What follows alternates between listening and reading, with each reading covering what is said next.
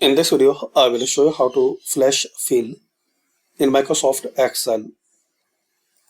So as we can see, we have this name list and we need to make two columns, first name and last name.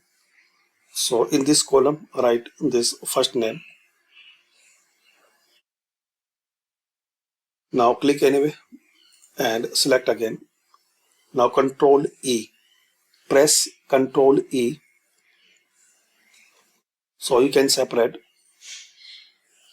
Here same, write last name,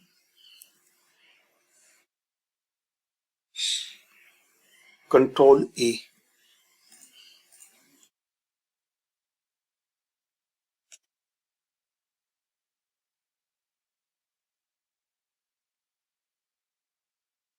Now copy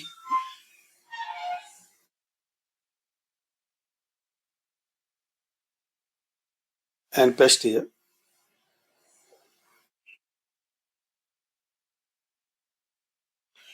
As a value.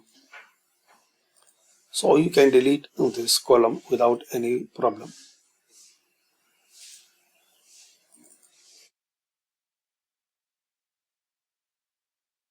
Thanks for watching.